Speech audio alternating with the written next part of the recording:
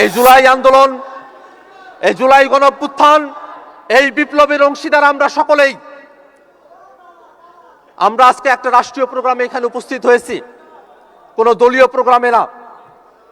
যে রাষ্ট্রীয় প্রোগ্রামে আমরা উপস্থিত হয়েছি সে রাষ্ট্র সবাইকে ধারণ করার কথা, কিন্তু দুর্ভাগ্যের বিষয় কেন যেন আমাদের রাষ্ট্রীয় একটা প্রোগ্রামেও আমরা ইতিহাসের সমস্ত কিছুকে আমরা ধারণ করতে ব্যর্থ হলাম।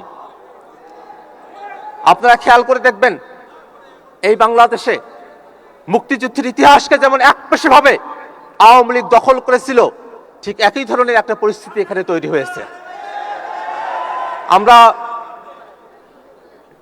আমরা যারা বয়সী তরুণ, জীবনের সমস্ত ঝুঁকি নিয়েও শহীদ রাষ্ট্রপতি জিয়াউর রহমানের মুক্তিযুদ্ধের যে অবদান, সেটাকে আমরা বারংবার বলে গেছি।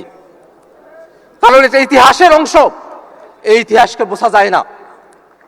তেমনিভাবে এই 24-এর অভ্যুত্থানে যারা অংশগ্রহণ করেছিলেন, তিনি বিএনপির হন, তিনি জামাতের হন, তিনি বামপন্থী হন, প্রাইভেট বিশ্ববিদ্যালয়ের শিক্ষার্থী হন, মাদ্রাসার শিক্ষার্থী হন, রিক্সা চালক হন, প্রবাসী হন, যে সেকশনের মানুষেরাই তারা হন না কেন, আমরা সব সময় তাদেরকে আমরা স্মরণে রাখি, আমরা তাদের কথাটা উচ্চারণ করি। কিন্তু আজকে এখানে একটা ডকুমেন্টারি প্রদর্শিত হলো।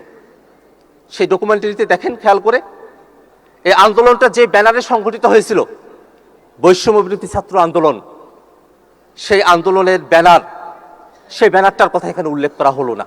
24-এর অভ্যুত্থানের সময়টাতে সব থেকে সাহসের যে ঘটনাটা,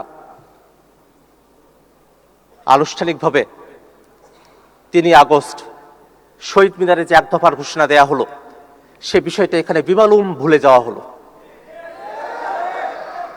এটা আমাদেরকে আহত করে। আমরা চাই এই ইতিহাস বাংলাদেশের প্রত্যেকটা মুক্তিকামী জনতার হবে।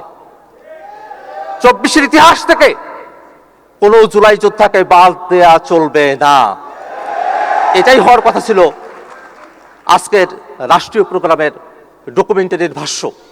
খবরের কাগজ, নিখাত, নির্ভীক, নিরপেক্ষ।